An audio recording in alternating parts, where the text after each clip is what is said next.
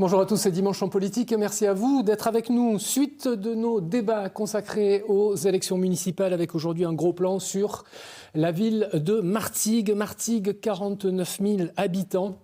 Première ville communiste de la région Sud-Provence-Alpes-Côte d'Azur. Elle l'est d'ailleurs depuis, tenez-vous bien, 1959. Question, va-t-elle le rester? C'est évidemment un des points que nous allons aborder dans notre émission avec présent sur notre plateau 4 invités. Barbara Brouchos, bonjour. Bonjour. Vous êtes candidate sans étiquette pour ces prochaines élections municipales. Anne-Marie Sudry, bonjour. Vous êtes également candidate sans étiquette. Jean-Luc Dimarien, vous êtes un candidat d'hiver droite. Merci à vous également d'être présent sur notre plateau. Et enfin, Emmanuel Foucard, bonjour. Vous êtes le candidat pour le Rassemblement national. 4 présents sur ce plateau et un absent. Gaby Charroux, le maire sortant, candidat à sa réélection, qui a décliné notre invitation. Alors c'est tout à fait son droit. En revanche, nous on se préserve également le droit de conserver ce débat et c'est ce que nous allons faire. Nous allons vous interroger sur 4 thématiques: le logement, la sécurité, l'environnement, un cadre de vie. Et puis nous parlerons également des questions métropolitaines parce que la métropole, ça fait partie intégrante du mandat de maire, il ne faut jamais l'oublier. Mais avant de développer tous ces thèmes, un tour de table pour mieux vous connaître et mieux vous cerner. On va commencer avec vous, Barbara Brouchos, candidate sans étiquette, mais quand on regarde le premier de votre liste, qui s'appelle Frédéric Grimaud, lui, il est LFI. Est-ce que ça donne la couleur politique des gens qui sont inscrits sur votre liste? Alors, pas exactement. Est-ce que ça donne l'orientation politique? Pas exactement, parce que nous sommes un petit peu quand même. Je vais répondre. Donc, nous sommes 2 têtes de liste. En fait, nous sommes une liste citoyenne qui fait partie du réseau Fréquence Commune. Fréquence Commune, donc, c'est une coopérative qui organise les listes citoyennes dans toute la France. Et donc, le principe, c'est de faire de la politique autrement. Donc, la première façon de faire de la politique autrement, c'est d'être 2 têtes de liste. La deuxième façon de faire de la politique autrement, c'est qu'une liste citoyenne est constituée de personnes et pas de partis politiques. Donc les personnes viennent avec leur étiquette. On ne va pas empêcher les gens d'avoir des préférences dans leur vie au quotidien. En revanche, lorsqu'elles s'engagent dans le collectif citoyen Martégal, elles laissent leur étiquette chez elles. Nous avons donc établi des chartes de fonctionnement. Et dans cette charte de fonctionnement, il est bien indiqué que toutes les personnes qui sont encartées, il y en a peu, sur les 43 candidats, il y en a peu, il n'y en a qu'un tiers. Les étiquettes restent à la maison. Permettez-moi d'insister, quand la tête de liste, et c'est le cas, Frédéric Grimaud, est labellisé, estampillé LFI, ça ne donne pas la couleur politique de l'intégralité de la liste? Non, parce que justement, ce que j'essaie de vous expliquer... On a du mal à comprendre quand même. Et oui, parce que c'est novateur comme liste. D'accord. Et effectivement, tout le monde a du mal à comprendre, les journalistes en particulier. Donc il n'y a pas une orientation gauche radicale? Non, du tout. Pas du tout, parce qu'en réalité, le programme a été constitué à partir de dialogues avec les citoyennes.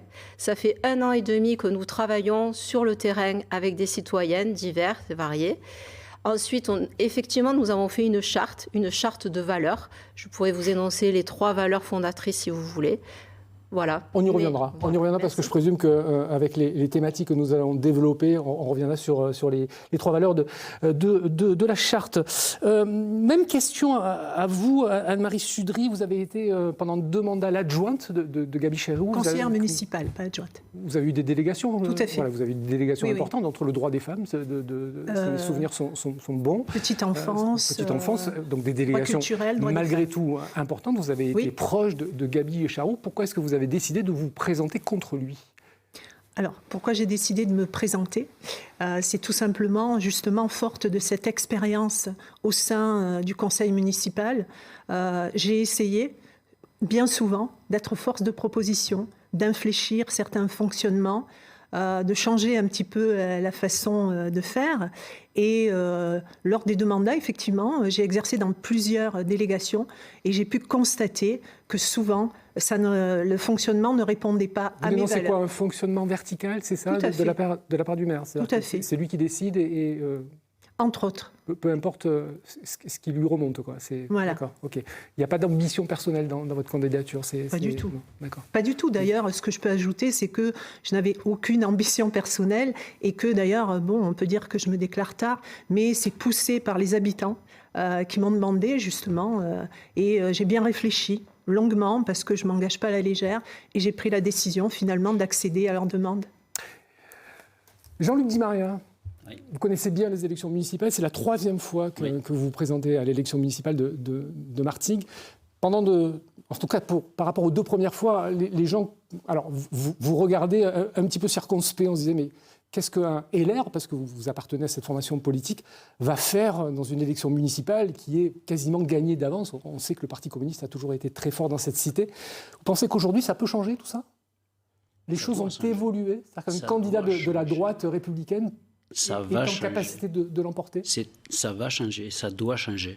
D'ailleurs, vous avez bien vu sur ce plateau, vous avez 2 candidats, en tous les cas Fred Grimaud qui est candidat ou Mme Sutry qui sont candidats, qui étaient dans leur majorité.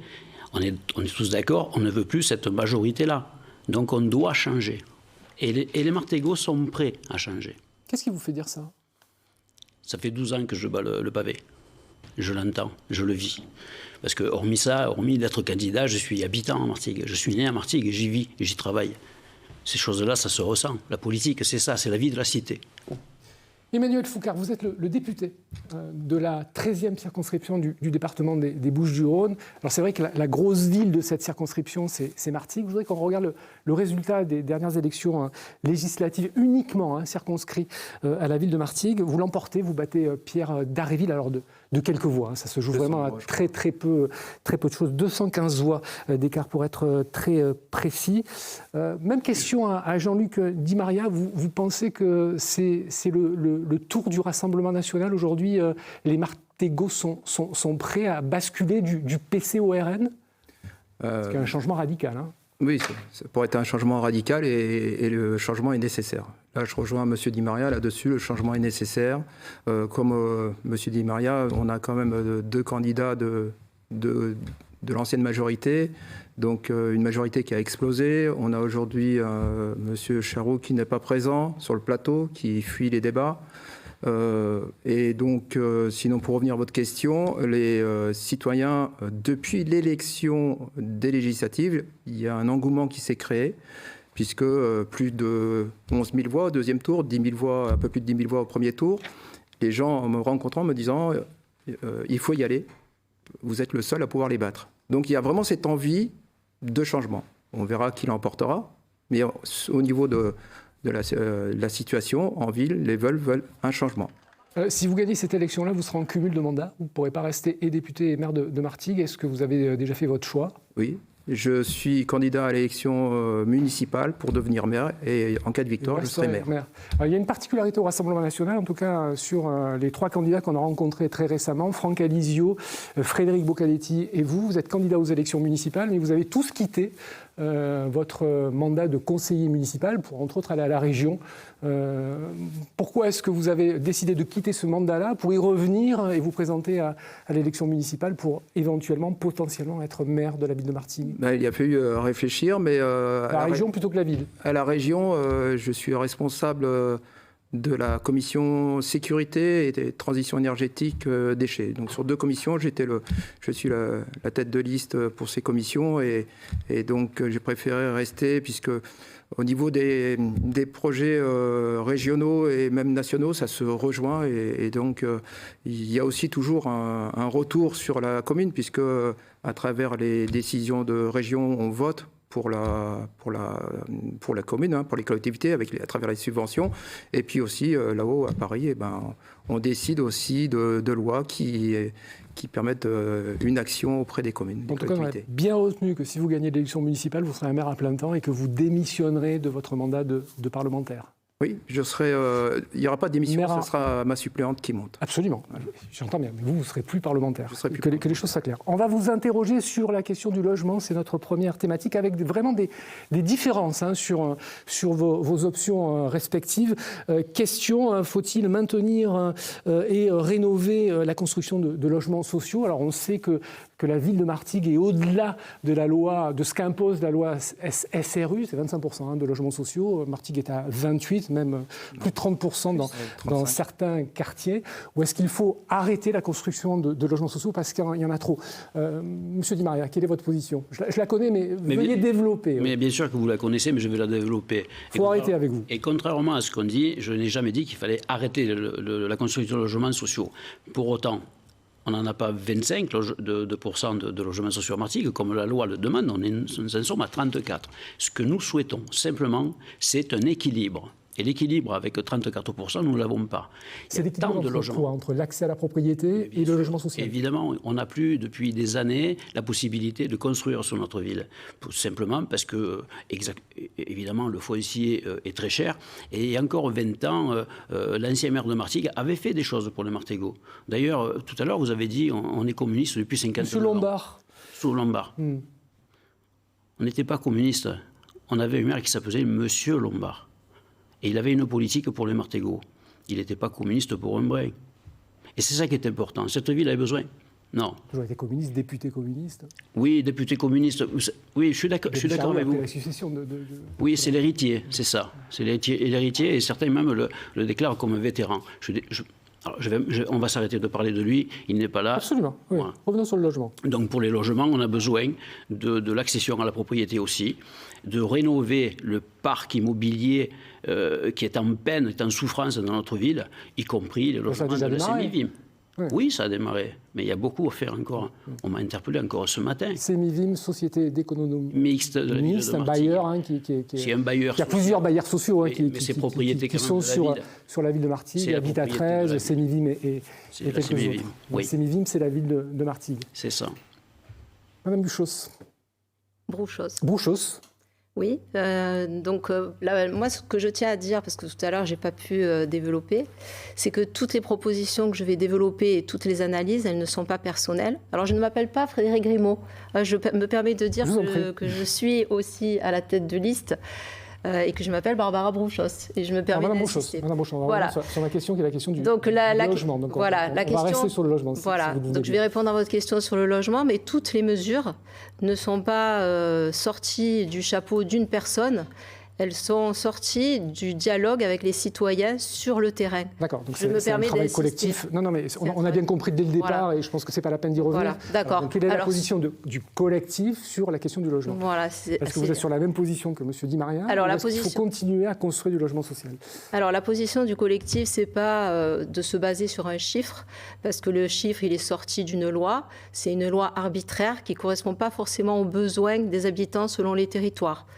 Nous sommes peut-être au-dessus du chiffre de 25%. C'est vrai qu'officiellement, c'est 28%.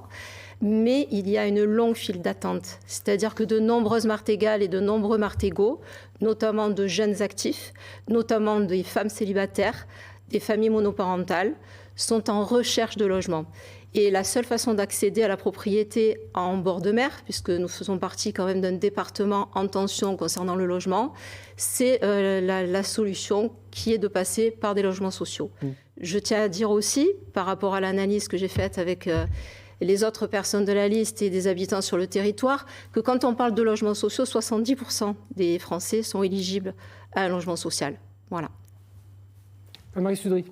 Oui, eh bien, en ce qui concerne le logement social, bien sûr, protéger les personnes les plus fragiles et les plus précaires est un devoir et une nécessité. Donc, bien sûr et bien entendu, nous sommes tout à fait d'accord pour continuer cette politique de développement du logement social. Mais en revanche, je pense que ce qu'il a manqué, c'est une stratégie d'équilibre. Et il ne suffit pas de s'enorgueillir finalement de dire nous sommes au-dessus du quota de logements sociaux, mais à quelles conditions ? On le voit bien à Martigues, il existe dans les logements sociaux de très gros soucis. On peut même parler, on est à la limite de l'habitat indigne. Voilà, c'est là-dessus que j'allais rebondir. Les soucis, c'est de l'insalubrité, des punaises de lit. Absolument. Pas de chauffage, pas d'eau chaude. Voilà. Donc un déficit d'entretien. Absolument. Et c'est là-dessus qu'effectivement, il faut porter les efforts. Et d'ailleurs, nous proposons une charte qui soit établie entre les bailleurs sociaux, les habitants et la mairie, qui permette justement un dialogue constant Et moi, je pense aussi que le devoir des élus, c'est de mettre la pression sur les bailleurs sociaux afin que plus personne dans la ville ne vive de façon comment indigne. vous mettez la pression sur Martine Vassal, par exemple, ou M. Perrin, qui s'occupe de Habitat 13, qui est un organisme qui dépend du conseil départemental, collectivité locale. Faites quoi pour lui forcer la main, pour faire en sorte que les logements sociaux qui sont gérés par le bailleur Habitat 13 soient rénovés, soient réparés, soient mieux attribués? Vous savez que... Vous allez taper à la porte et vous dites il faut faire un effort sur Martigues. Comment est-ce que vous faites? On peut aller jusqu'à des actions en justice. Si vraiment l'habitat est indigne, je crois que le maire ou la maire a l'obligation de ne pas lâcher. C'est un combat constant, un combat qui doit être vraiment efficace et ne jamais laisser personne à Martigues vivre dans des conditions telles que les gens le décrivent. Alors, M. Di Maria et après M. Foucard, qu'on n'a pas entendu. Je voudrais réagir. L'État qui a interpellé d'ailleurs sur l'État. Le levier, on parlait de levier avec les bailleurs sociaux.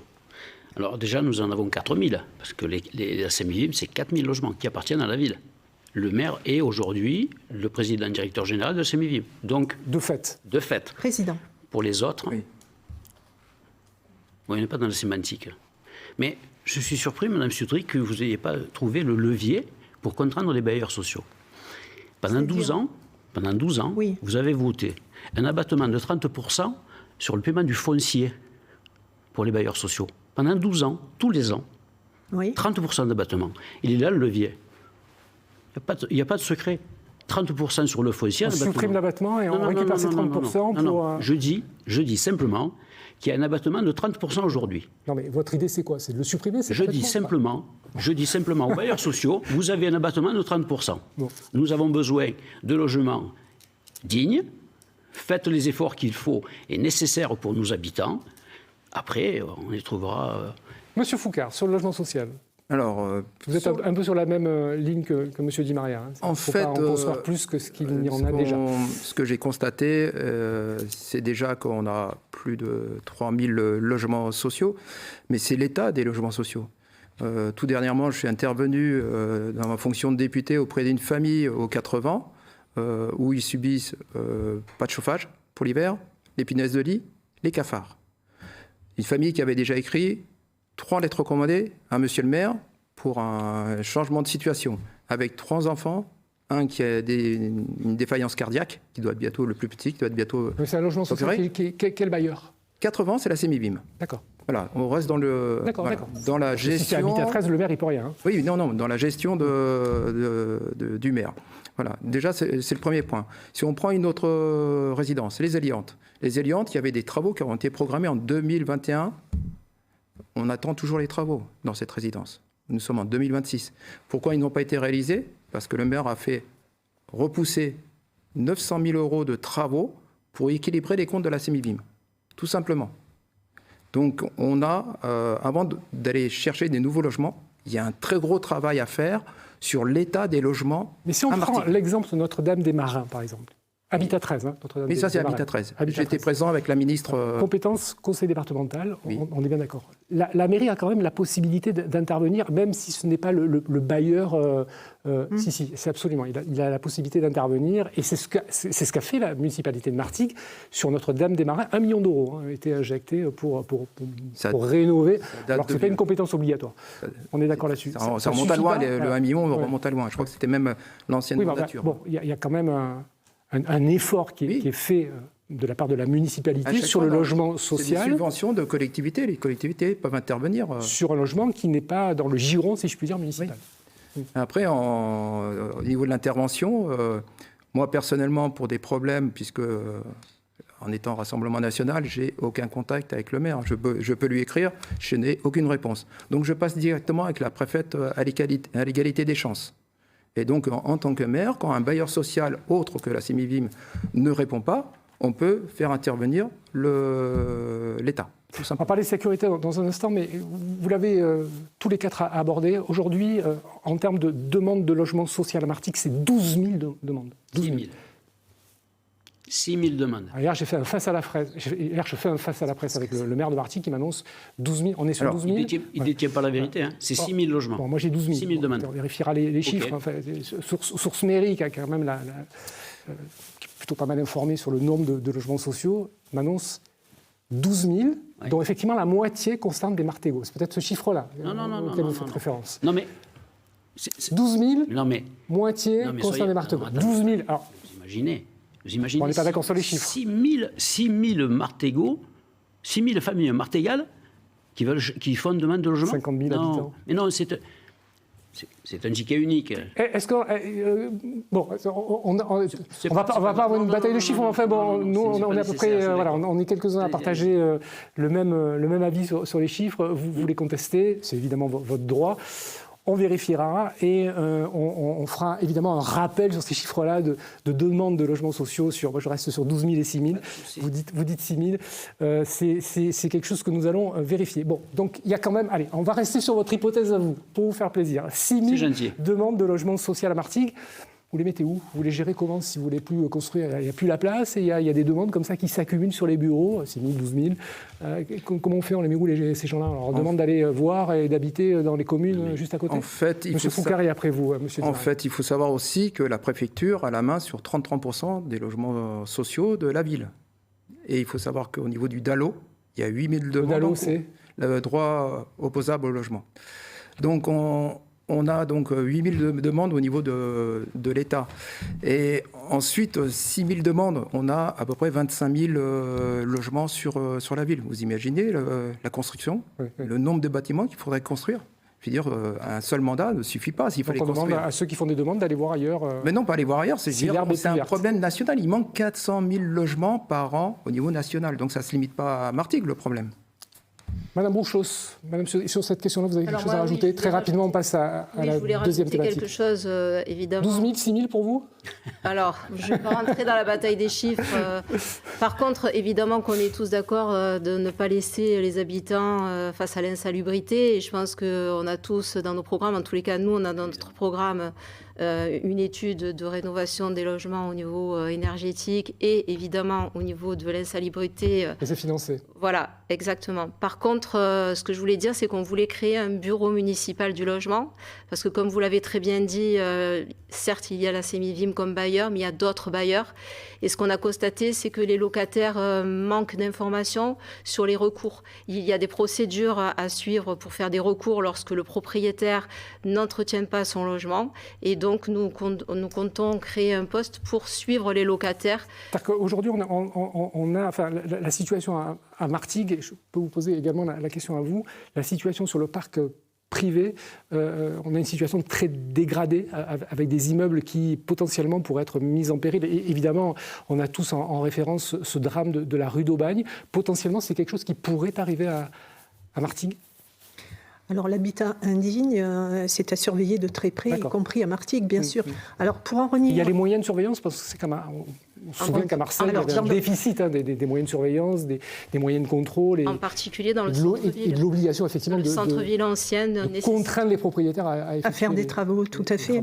Et pour en revenir au logement social... 12 000, 6 000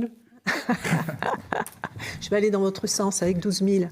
Il y a une très forte demande. Il y a une très forte demande, effectivement. Mais pour en revenir au logement social, vous avez parlé d'une catégorie aussi qui a du mal à se loger, ce sont les jeunes. Et il y a une possibilité, justement, d'accès à un programme pour les jeunes. Les bailleurs sociaux peuvent faire la demande à la métropole dans le cadre d'un projet social de construction de logements pour les jeunes, et c'est dans notre programme. La métropole, vous voyez que c'est quelque chose qui est absolument indissociable de ces élections municipales. Allez, on va parler de sécurité. Emmanuel Foucard, est-ce que obligatoirement, alors on sait que vous êtes, Monsieur Di Maria, c'est pareil, plutôt dans l'inflation du nombre de policiers municipaux, de la vidéosurveillance, il faut véritablement axer la politique sécuritaire sur des moyens supplémentaires pour faire de la répression plutôt que de faire de la prévention. C'est ça votre politique ? En fait, la sécurité, ça va être la priorité numéro 1 de mon programme. Mais on ne fait pas que de la verbalisation quand on est policier, ou policier municipal ou gendarme. On fait aussi... Vous êtes un ancien gendarme, hein, oui, je suis toujours gendarme de réserve. Je suis officier de réserve, en attendant de passer apparemment dans la réserve citoyenne. Donc je connais bien le sujet, je maîtrise bien le sujet, et il faut dire, on parle de l'État... on manque de policiers municipaux pour justement garantir la sécurité. Est-ce qu'il faut doubler le nombre de policiers municipaux aujourd'hui à Martigues? Je ne vais pas annoncer de chiffres, dire il en faut le double ou le triple. Non, il en faut pour pouvoir avoir une présence nécessaire sur le terrain. Dire si on va doubler ou autre, non. Par contre, les caméras, contrairement à ce que dit dans son bilan, ce qu'écrit dans son bilan M. Charroux, il n'y a pas 130 caméras à Martigues. Il y a 83 caméras. Certains pylônes ont 4 objectifs. Donc lui, il compte 4 caméras. Et en fait, en site, il y a 83 sites exactement. Et pour une ville étendue comme est Martigues, il manque des caméras. Donc oui, il faudra augmenter le nombre de caméras, puis augmenter le nombre de policiers municipaux. Nombre de policiers municipaux. Alors on sait qu'il y a des questions liées au narcotrafic dans la ville de Martigues. Il y a eu, on peut suivre sur les réseaux sociaux. Voilà, ouais. Il y a eu un certain nombre de faits marquants, un homicide, Notre-Dame-des-Marins encore. Il y a eu une descente qui a permis la saisie de cocaïne, d'armes lourdes, le graisse, de cannabis, Notre-Dame. On sait qu'il y a une... Mais bon, en même temps, la question du narcotrafic, elle touche le plus petit des villages de notre territoire. Là, la compétence de la police municipale, elle est très limitée. Il faut aussi renforcer la police nationale, compétence régalienne de l'État. Et si oui, je pose la même question que tout à l'heure par rapport à Martine Vassal et Habitat 13. Vous faites comment? Vous allez taper à la porte de M. Nouniez, ministre de l'Intérieur, en disant qu'il faut plus de policiers nationaux aujourd'hui dans la ville de Martigues, parce que ça ne va pas bien. Aujourd'hui, personnellement, j'ai le contact direct avec le ministre de l'Intérieur, en étant là-haut à Paris. Et donc, avec les ministres, je l'ai fait pour d'autres sujets. Vous lui en avez déjà parlé à M. Nouniez ? Vous lui en avez déjà parlé à M. Nouniez ? Directement, non, je n'ai pas fait au niveau de la sécurité, j'ai fait sur d'autres sujets comme le transport et la santé, pour l'instant, avec les ministres, les différents ministres de la Santé, par rapport à l'hôpital, et aussi le développement de la zone industrielle pour le contournement de Port-de-Bouc. Donc, j'ai travaillé sur ces sujets-là. Sur la sécurité, on peut faire appel en tant que maire, directement, sans aller voir directement le ministre de l'Intérieur, on peut déjà taper à la porte du préfet. Ouais. Et si on augmente le nombre de policiers nationaux à Martigues, on l'augmente pour Châteauneuf, on l'augmente pour Port-de-Bouc. Je ne suis pas sûr que le préfet de région soit en capacité, de son propre chef, d'augmenter. C'est le premier interlocuteur. Premier interlocuteur, mais du gouvernement. La décision finale, je ne suis pas sûr que c'est entre ses mains. Il appartient au maire aussi de demander une rencontre auprès du Premier ministre. Monsieur Di Maria, vous, c'est multiplié par 2. Oui. Effectif de police municipale et également la création d'une brigade cynophile municipale. Oui. Pour renifler d'éventuels... ça sert à quoi, pas que. Brigade cynophile. Pas que. Vous savez, il y a des villes qui l'ont déjà, et ça fonctionne bien. Alors, ce n'est pas ma priorité. Non, mais c'est quoi la mission d'une brigade? C'est pas gadget? Ce n'est pas ma priorité d'augmenter les effectifs de police municipale. C'est la demande des Martégots. Et aujourd'hui, il faut le connaître, le territoire. C'est 7000 hectares. Vous savez que notre ville, quand vous êtes à Saint-Jean, pour aller dans le quartier des Tamaris, il faut 25 minutes. C'est une très, très grande commune. On est très grande commune. Vous savez combien il y a d'équipages, au mieux, dans une nuit, de 50 000 habitants, 25 minutes d'un lieu à un autre. Je suis désolé. Donc on va réouvrir le poste de police de Carreau à plein temps. À plein temps, et qui va couvrir tous les quartiers sud, savoir la Couronne, Carreau, Saint-Pierre, Saint-Julien et les Lorons. C'est impératif. La brigade cynophile, pourquoi pas? La brigade cynophile pour 2 choses, pour aider, pour compléter, on est d'accord. Le manque de policiers, oui, c'est un sujet régalien de l'État. Il n'y est pas. On fait quoi? On va dire, il n'y en a pas, on ne fait pas. Non. Le maire d'une ville, il doit être dans l'attente et mettre les moyens pour ses administrés, simplement. Monsieur Gaby Charroux, qui n'est pas là, malheureusement, et effectivement, on peut le regretter, il dit par rapport à la multiplication par 2 de la police nationale et de la création entre eux de cette brigade cynophile et la multiplication par 2 également de la vidéosurveillance, c'est impossible à réaliser. C'est impossible à réaliser, alors, vraisemblablement pour des questions financières. Est-ce que doubler ces effectifs-là, c'est C'est dans le budget c'est une priorité. D'accord. Donc il y en a peut-être dans le budget, c'est dans votre budget, c'est financé. Il n'y a rien, le budget ne sera... Vous savez, on est à 93 millions d'euros. Sans augmenter. 93 millions d'euros de masse salariale. Ils n'ont pas été augmentés les impôts à Martigues. 93 millions. Non. 93 millions de masse salariale. Quand on dit doubler les effectifs sur le terrain, c'est 30 policiers municipaux de plus, 30. Le coût, c'est 1 200 000 par an. 1 200 000. C'est une priorité. Bien sûr que d'un côté ou de l'autre, ils vont le refuser, parce que certains même voudraient même les désarmer dans leur projet. Alors, Barbara Brouchos, sur la sécurité. Est-ce que, alors je sais que vous parlez au nom du collectif. Oui, moi j'allais parler en mon nom. Non, mais j'allais juste, si vous me permettez, j'ai juste une question à vous poser. Je reviens sur Frédéric Grimaud, mais en même temps, voilà, c'est un binôme, Frédéric Grimaud, LFI. On connaît la position de LFI sur les forces de l'ordre. Il y a eu des déclarations qui ont été des déclarations parfois très, très limites.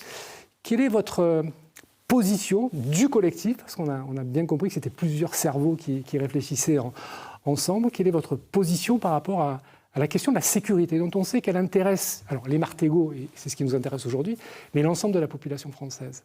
Il faut faire quoi? Il faut faire de la répression et de la prévention, que de la prévention et moins de répression, ou trouver un mix des deux? Alors, en fait, j'aimerais bien faire les réponses au lieu que vous les fassiez à ma place. Non, je pose des questions. J'essaie juste de développer les... Vous proposez des alternatives et d'être moins binaire qu'une question simple. Vous limitez les choix. Alors, je le répète, Fred Grimaud avait une vie avant de rentrer dans le collectif citoyen Martégal, donc il a pu faire des déclarations. Là, aujourd'hui, le collectif citoyen Martégal a un positionnement qui émane du collectif citoyen Martégal. Voilà. Et qui est le collectif citoyen Martégal se base d'abord sur l'étude des enjeux et de l'existant. Ce qui existe aujourd'hui, c'est effectivement, en discutant avec la police municipale et avec la police nationale, qu'il y a suffisamment d'effectifs au niveau de la police municipale, mais qu'effectivement, la police nationale n'est pas suffisamment présente sur le territoire, en particulier dans les villes annexes, Port-de-Bouc, Fos, etc. Il y a des policiers nationaux à Martigues, mais peu sur les autres villes. Le deuxième constat qui est fait, c'est que la police municipale a besoin de meilleurs équipements, mais aussi d'une formation, une formation continue, de meilleures conditions de travail. Et la troisième position du collectif, c'est qu'on a tendance, certes, à tout axer sur le narcotrafic, qui est un problème général en France, comme on l'a remarqué, mais le collectif aimerait insister sur les violences internes aux familles, qui sont invisibilisés. Vous avez parlé d'un homicide. À Martigues, c'est une femme qui est morte sous les coups de son compagnon. Nous, justement, nous voulons former la police pour éveiller l'attention sur les violences conjugales, les violences faites aux enfants, et prendre en considération cette première forme d'insécurité. Vous savez, je suis enseignante, il y a d'autres enseignants dans le collectif, et c'est au quotidien qu'il y a des violences au sein de la famille qui sont complètement invisibilisées. Le narcotrafic fait la une de l'actualité parce que c'est un problème en France que les familles subissent. Mais nous, une de nos solutions, c'est de mieux former pour mieux prévenir ce type d'insécurité. Ensuite, sur le narcotrafic, il y a une deuxième position qui s'inspire des travaux de Philippe Pujol, que vous avez sûrement... Voilà. Et une des façons de tarir le narcotrafic, qui vient de l'extérieur, qui vient d'autres pays, qui vient d'autres villes, etc., c'est d'avoir une action claire sur les dépendances, les addictions de nos jeunes au narcotrafic. Alors, pour moi, c'est un mot qui ne veut pas dire grand-chose. Prévention, ça veut dire une politique de santé publique. Une politique de santé publique claire envers les jeunes, parce que quand on tarit la demande, forcément, l'offre n'a plus de raison d'être. Voilà. Pujol, prix Albert Londres, favori du monstre, évidemment. Que nous avons reçu à Martigues. Confrère. Anne-Marie Sudry. Oui, alors en ce qui concerne la sécurité, il est difficile d'avoir une réponse simpliste face à un problème aussi crucial. Qu'est-ce que vous entendez par simpliste? C'est doubler les effectifs de police municipale, voilà, doubler la vidéo, ce que vient de dire M. Di Maria. Voilà, donner une réponse spectaculaire. Je crois que là n'est pas la question. Et M. Di Maria, d'ailleurs, parlait des habitants qui réclament. Alors nous, ce que nous voulons faire, justement, avant de tripler, quadrupler, etc., le nombre de policiers à Martigues, c'est d'interroger quartier par quartier les habitants de Martigues. Parce que, à part les personnes qui habitent dans leur quartier, qui sait mieux qu'un habitant dans un quartier ce qui s'y passe. Donc ce travail-là, ensuite, voir un petit peu l'organisation, les horaires et la présence réelle des policiers au sein de la ville. Et s'il y a besoin effectivement de plus... Qu'est-ce que vous entendez par là? Eh bien, il n'y a pas une présence, il y a une latitude horaire qui alors justement, il y a une étude faudrait revoir. Il y a une étude à revoir peut-être avec les habitants. Une présence mieux ou plus étalée sur l'ensemble de la journée, plus voire de la nuit. rassurante, plus constante, tout à fait. Et s'il y a besoin d'augmenter les îlotiers, je crois que c'est quelque chose... Mais ça passe par une augmentation des effectifs. S'il le faut, oui, bien sûr. Je crois que si c'est nécessaire, il faudra le faire. Et il y a des habitants qui vivent dans l'inquiétude, etc. Alors après, il y a, il me semble aussi, le volet de la sécurité ne peut pas être traité sans le volet de la prévention. Dans notre programme, nous avons pensé à mettre en place aussi tout un pool d'éducateurs de rue auprès des jeunes. Et la prévention aussi, ça veut dire que si sanction il y a, c'est-à-dire que si un jeune commet un délit, il faut être en rapport aussi avec le tribunal et, par exemple, l'inscrire dans des travaux d'intérêt public pour que la sanction devienne apprentissage et réparation. Monsieur Di Maria vous répond, et puis si vous avez quelque chose à rajouter, Monsieur Foucard, et puis après on passe très rapidement, parce qu'on a on est quasiment au terme de l'émission. Moi, c'est une question simple. On va parler des questions d'environnement et de cadre. Mais vous avez raison, il y a la prévention, c'est indéniable. Il y a de la prévention. Moi, ce qui me dérange dans vos propos, c'est qu'on va aller interroger dans les quartiers, on va interroger la population. Très rapidement. Posez-moi juste, répondez-moi à une question. Je vous en prie. Vous avez fait quoi pendant 12 ans en tant qu'élu? Vous ne les avez pas écoutés? J'ai bâti une expérience, monsieur. J'ai bâti une expérience. C'est quand même fabuleux. On est élu. On est élu. Et je fais ce que je pouvais. On est élu dans la majorité pour aller à la rencontre des habitants et les écouter. J'y suis allée. Et quand on décide d'être candidat, pas du tout. Une fois qu'on sera élu, on va les écouter. J'y suis allée, monsieur Di Maria, à la rencontre des habitants régulièrement. Vous n'avez rien entendu, alors. J'ai organisé des projets, vous le savez très bien, pour et avec les habitants. J'ai fait un travail durant mon mandat. On le voit. Oui. Pour revenir sur les propos de Madame Brochos, il faut savoir que la consommation de stupéfiants fait partie du Code de la santé publique, puisqu'elle prévoit déjà les mesures par rapport à la dépendance. Donc c'est déjà inscrit depuis plusieurs dizaines d'années à travers le Code. Quand on parle de trafic, là on est sur les trafiquants, ceux qui sont sur l'offre, en fait. Quand je vois sur les réseaux sociaux, à Notre-Dame-des-Marins, ça s'appelle, on retrouve sur TikTok, Sinaloa 13, où ils proposent des tickets de banco gratuitement. À un cartel mexicain. Oui, voilà, référence à un fameux cartel mexicain. On a carrément de la pub sur les réseaux sociaux. Donc on a un gros travail sur les dépendances et j'espère que la loi pour permettre aux policiers municipaux de verbaliser les consommateurs de stupéfiants puisse passer, qu'ils aient le droit de verbaliser pour des amendes délictuelles. Pour l'instant, ce n'est pas le cas. Aujourd'hui, si un policier municipal interpelle une personne avec des stupéfiants, il est obligé de les remettre à la police municipale, à la police nationale. Et on perd du temps.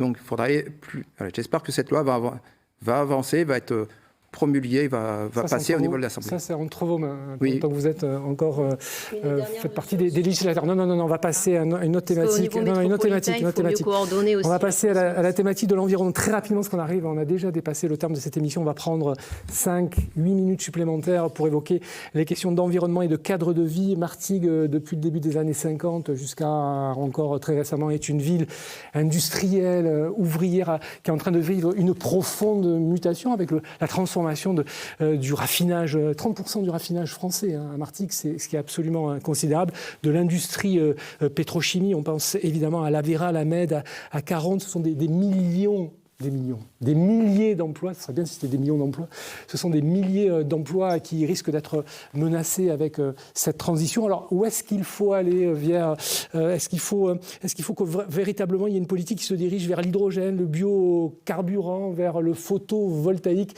Est-ce que c'est intégré dans vos réflexions respectives et quelle importance ça prend dans vos programmes? Madame Brochos. Alors nous, dans notre programme, déjà, nous souhaiterions alerter sur le fait que Martigues est la 8e ville de France à être soumise aux aléas du changement climatique Et une grosse partie de notre programme vise à adapter la ville de Martigues au changement climatique, c'est-à-dire feux de forêt, sécheresse, inondations. Et donc déjà, au niveau municipal, ce que peut faire un maire, une municipalité, c'est adapter la ville à ces risques-là. La ville ne peut pas contrôler ce que font les entreprises, en particulier les multinationales. En revanche, elle peut s'adapter au changement climatique en informant la population, mais en créant aussi des îlots de chaleur, des îlots de fraîcheur, justement pour se protéger contre l'excès de chaleur dans la ville, pour mieux isoler les bâtiments publics, pour s'inscrire dans une politique de sobriété au niveau des bâtiments publics, pour moins consommer d'énergie et moins être dépendant de ce type d'énergie. Monsieur Foucard, elle a raison, Madame Brouchos. C'est vrai que c'est entre les mains de l'État la transformation du tissu industriel. En revanche, le maire peut avoir un levier pour inciter des industriels en facilitant la transition d'un secteur vers un autre. Est-ce que ça fait partie des choses que vous avez, vous, intégrées dans votre programme? On a tendance à dire que le Rassemblement national et la transition écologique, ça ne fait pas bon ménage. Alors, je vous dirais que c'est tout faux. Parce que je vous l'ai dit au début, je suis le référent en transition énergétique pour mon groupe à la région. Et en tant que député, je travaille sur tous les projets de transformation de la zone industrielle de Fos. Alors, comme disait Madame Brouchos, le maire va pouvoir avoir des actions sur l'habitat, sur le cadre de vie, sur la présence des arbres et autres pour la fraîcheur, une fraîcheur naturelle. Mais en tout cas, en tant que maire, je vais soutenir tous ces projets, puisque quand on voit le projet Mistral de Marseille-Gaglia qui permet de passer de fours pour la métallurgie, sidérurgie, de fours charbon à des fours électriques, avec à côté c'est pas Néocarb. Néocarb va produire de l'hydrogène pour pouvoir créer le ISAF, c'est le futur carburant pour les avions, et le e-méthanol pour les bateaux. Et donc on a Gravity, cherchez le nom de la société, Gravity, qui va remplacer ce qu'on appelle la coquerie pour amener ce fer à Marseille-Gaglia. On est sur un développement de l'emploi avec une baisse du carbone. Donc oui, on peut être, je pense, tous inscrits à soutenir ce type de projet. Oui. Monsieur Di Maria, sur la transition écologique et sur la transition industrielle, encore une fois, on a bien compris qu'il y avait un secteur privé des industriels qui faisait un peu ce qu'il voulait.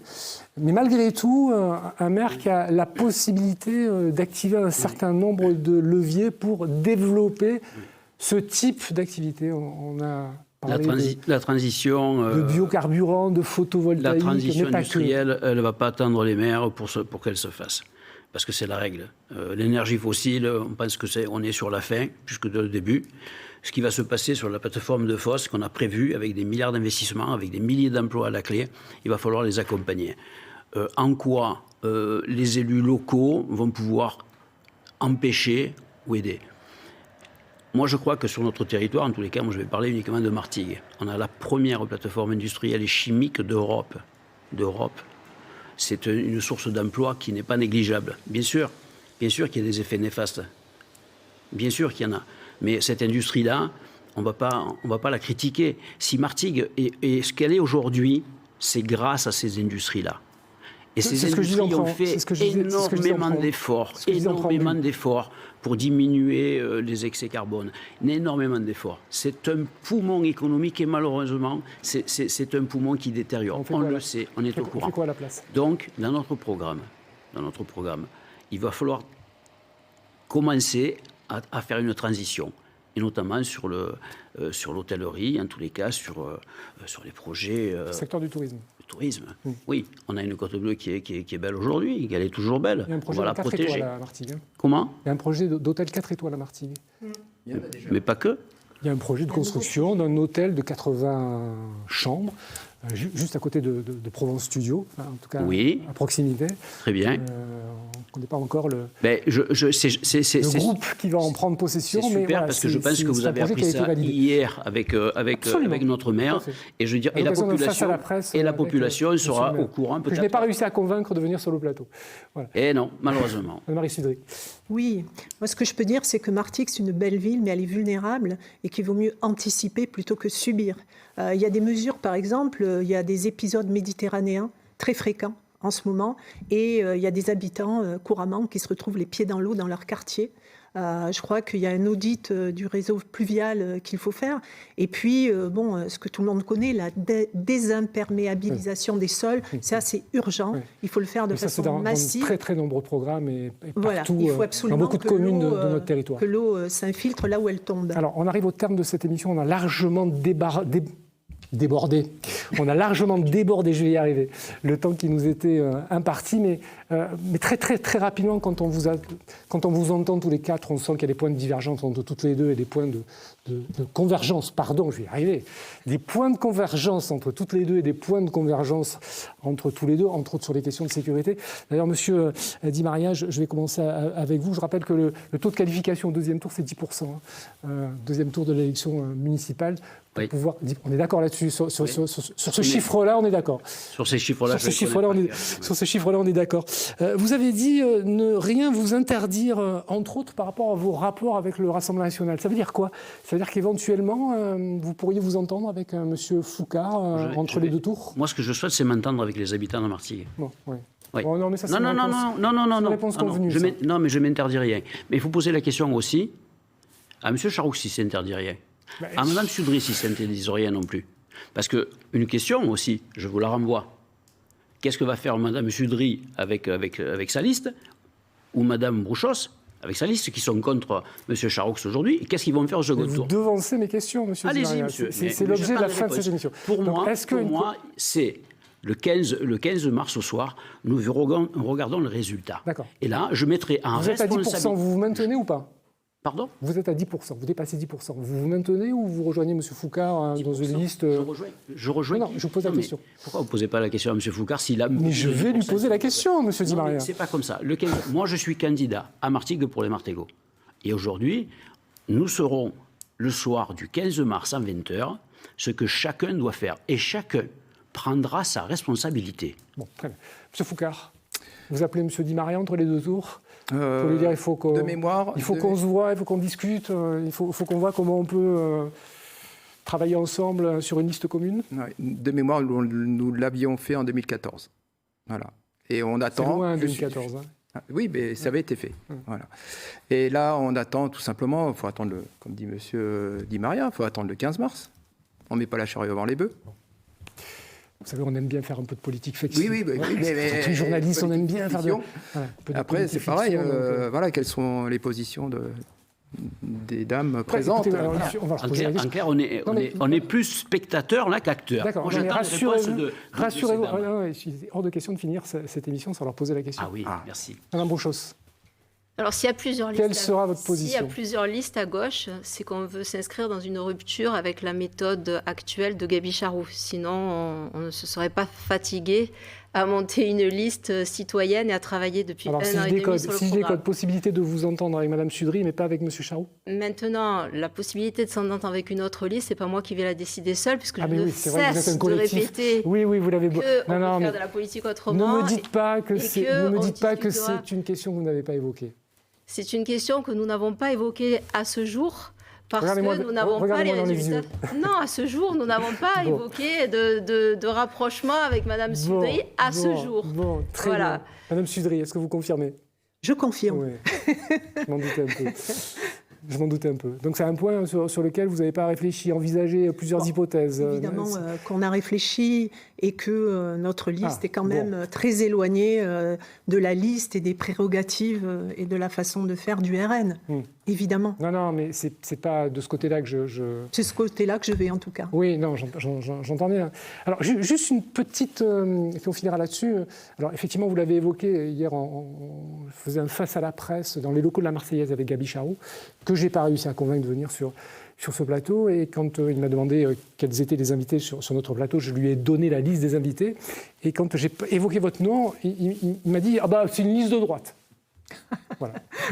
C'est une liste de droite. Il me l'apprend. Voilà. Il me l'apprend. Et donc, c'est une liste de droite ou pas?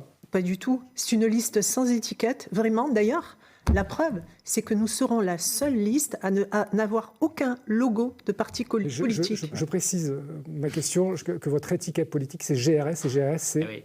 Oui. Gauche républicaine socialiste. Voilà. C'est clair, ça. Je suis républicaine et socialiste. C'est un centre-gauche. Voilà. C'est dur à assumer. Est-ce qu'on peut avoir la primeur pour savoir le deuxième de la liste? Le deuxième de la liste, il n'y a pas, pour l'instant, c'est pas décidé. C'est comme vous, nous sommes un collectif. Déposé demain. Ah non, nous, on a déposé. Elle sera déposée lundi. C'est ça. Non, nous, on a déposé déjà. Elle sera déposée lundi. Moi, je peux vous donner la liste. Voilà. C'est terminé. Merci beaucoup à tous les quatre d'être venus sur notre plateau. On se retrouve la semaine prochaine avec un autre débat et il sera question de la ville d'Avignon. Merci de votre fidélité. Merci. Au revoir. Merci.